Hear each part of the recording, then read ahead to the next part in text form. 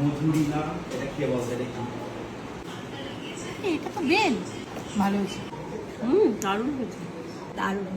আগের বার যখন রসবড়া বানিয়ে স্কুলে এনেছিলাম তখন মাধ্যমিক পরীক্ষা চলছিল বলে আমার বেশ কিছু কালিগরা আসেনি, কারণ ওরা গিয়েছিল অন্য স্কুলে পরীক্ষা পর্যবেক্ষক হিসেবে। তাই ওরা আবদার করেছে এবার ওদের জন্য কিছু বানিয়ে আনতে হবে। কি বানানো যায় ভাবতে মাথায় এলো, যদি তাল দিয়ে পিঠে বানানো যায় তাহলে বেল দিয়ে কেন কিছু হবে না। অনলাইনে বেলের পাল্প অর্ডার দিয়ে বসলাম নারকেল কোড়াতে, আর 10 মিনিটে চলেও এলো। বেলের উপকারিতা নিয়ে কি বলবো, এই গরমে শরীর ঠান্ডা রাখে, লিভারকে ভালো রাখে, শরীরের ইমিউনিটি পাওয়ার বাড়ায়, সবই তোমরা জানো।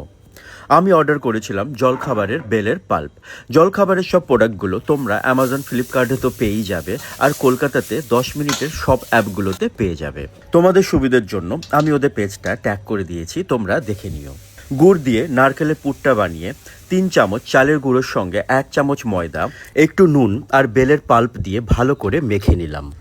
মাখাটা আমি একটু শক্ত করেই মেখেছি, আর পুরোটাই আমি বেলের পাল্প দিয়ে মেখেছি, আলাদা করে জল বা অন্য কিছু আমি দিইনি। মাখা হয়ে গেলে লেচির মতো কিছুটা অংশ হাতে নিয়ে চ্যাপটা লুচির মতো করে নারকেল আর গুড়ের পুরটা দিয়ে বলের মতো করে নিলাম।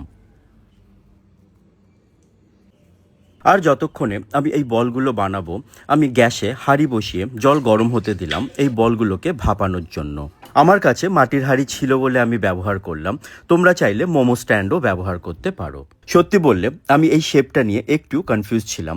প্রথমে ভেবেছিলাম বেলের শেপ বানাবো, পরে দেখলাম বেলের এক্স্যাক্টলি কোনো শেপ হয়ই না, আর পুলি আমি ঠিক বানাতে চাইছিলাম না, তাই এই গোল বলের মতোটাই রাখলাম। তোমাদের বাড়িতে ছোট কেউ থাকলে ওর কিন্তু ভীষণ পছন্দ হবে। ভাপানোর আগে আমি ওপর থেকে একটু ঘি ছড়িয়ে দিলাম, তাহলে সেদ্ধ করার সময় বলগুলো একে অপরের গায়ে লেগে যাবে না। 10 থেকে 15 মিনিট ভাপিয়ে নিলেই রেডি আমাদের বেলের বল।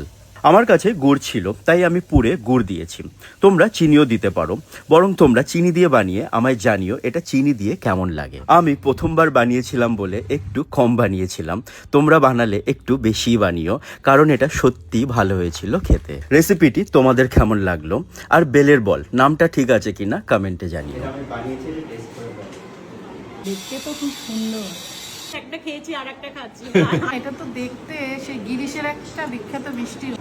জেনারেলি এরকম কেউ করে না তৈরি। খেলাম একটা নতুন জিনিস, খেলাম বেলের কিছু একটা হবে।